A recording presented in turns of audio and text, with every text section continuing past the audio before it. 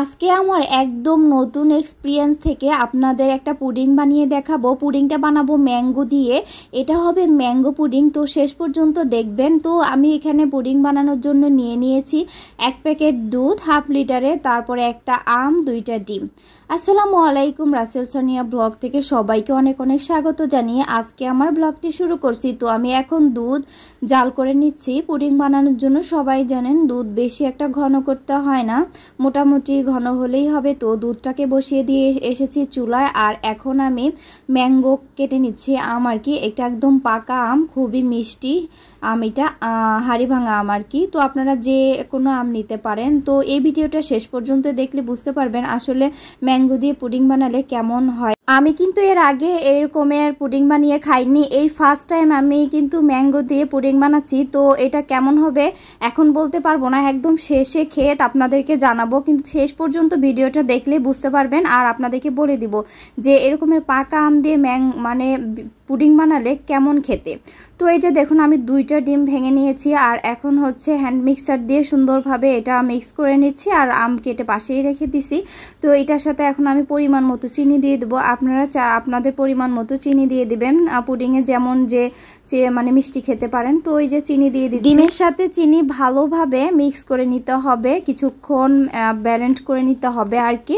তো আমরা কিন্তু ইউটিউবে এত রান্নাবান্না দেখি, আসলে কি সব রান্নাবান্না খেতে মজা হয়? দেখতে কিন্তু পারফেক্ট দেখায়, কিন্তু খেতে এতটা মজা লাগে না। আপনি দেখবেন যে দেখতে এত সুন্দর লাগছে, কিন্তু আপনি যখন রান্না করে খেতে যাবেন তখন আপনার কাছে ওই জিনিসটা অতটা ভালো লাগবে না। ঠিক তেমনি আজকের এই পুডিংটা তৈরি করতেছি, শেষ পর্যন্ত না দেখলে বোঝা যাবে না আসলে এটা খেতে কেমন হবে। আমি কিন্তু এখনও বুঝতে পারতেছি না আদৌ কি আমি এই পুডিংটা খেতে পারবো কি না। তো এখানে আমি যে দুধ নিয়েছি, আর দুধ নেওয়ার পরে হচ্ছে যে আমার ওই যে একটু আম ছিল আসে, ওইটা দিয়ে দিলাম যে ফ্লেভারটা আসবে হয়তো দুধের সাথে, এই জন্য। তো এখন হচ্ছে আমি যে ডিম আর চিনি মিশিয়ে রেখেছিলাম ওইটাও দুধের সাথে দিয়ে দিলাম, আর এখন হচ্ছে ভালোভাবে ব্যালেন্স করে নিচ্ছি। তো ব্যালেন্স করে নেওয়ার পর আমি হচ্ছে এখন এর সাথে ভালো করে ব্যালেন্স করে নিতে হবে, যাতে দুধটা আর চিনি তারপরে ডিম সুন্দরভাবে মিশে যায়। এখন দিয়ে দিচ্ছি আমি গুঁড়া দুধ। এখানে আমি গুঁড়া দুধের কোনো পরিমাপ দেইনি, আমার যতটুকু মনে হয়েছে দেওয়া দরকার ততটুকুই দিয়ে দিয়েছি। আপনারা 2, 3, 4 চামচ যে যেমন দিবেন দিতে পারেন। তো এইখানে গুঁড়া দুধ দিয়ে দিলাম, আর গুঁড়া দুধটা একটু বেশি দিলে হবে কি পুডিংটা একটু হয়, শক্ত হয়, সেই জন্য আমি একটু বেশি করে গুঁড়া দুধ দিয়ে দিই।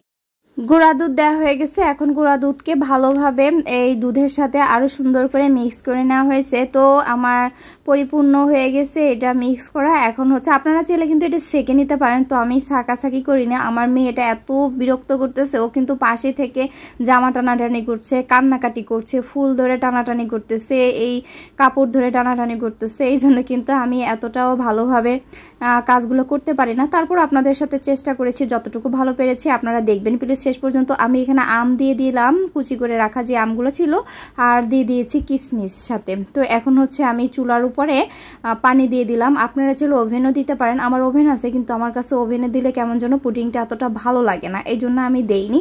তো এখন হচ্ছে আমি একটা প্যানের ভিতরে পরিমাণ মতো পানি দিয়েছি, তার উপরে একটা ঢাকনা দিয়ে দিলাম, তার উপরে আর একটা ঢাকনা দেবো। তো এই ঢাকনা হচ্ছে কি ফুটা আছে, ওই ফুটাটা আমি বন্ধ করে দিয়েছি আপনার আটা দিয়ে, আর আপনারাও সেভাবে বন্ধ করে দেবেন। এতে হবে কি ভিতরে যে ধোঁয়া আছে ধোঁয়াগুলো বের হবে না, আর পুডিংটাও খুব দ্রুত হয়ে যাবে। তো আমার এই পুডিংটা হইতে কত সময় লেগেছে জানেন? প্রায় 1 ঘন্টা। কেননা যা আম দিয়েছি যে সে আমের কারণে, যেহেতু ওইটার সাথে পানি গলছিল, ওই পানি গলার কারণে পুডিংটা হতেও অনেক সময় লেগে গেছে। যাই হোক, পুডিংটা হওয়ার পরে এই যে হলো পুডিংয়ের অবস্থা। আমের কালার তো পুরাই চেঞ্জ হয়ে গেছে, এখন খাওয়া পর্যন্ত খেলে যে কেমন লাগবে। আর দেখেন ঢালার সাথে সাথে এর থেকে যে কি পরিমাণ পানি বের হয়েছে।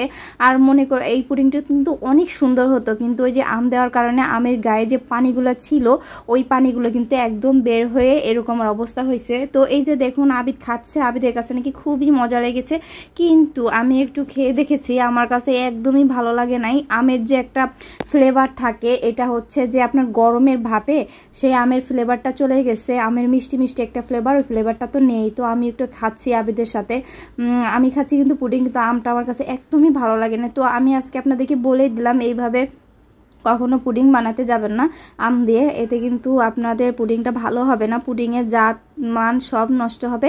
তো আজকের ভিডিওটা কেমন হলো অবশ্যই আমাকে কমেন্টস করে জানাবেন, আর আমার ভিডিওটা ভালো লাগলে লাইক কমেন্ট শেয়ার করে আমার পাশে থাকবেন। আজকে এই পর্যন্ত, আল্লাহ হাফেজ।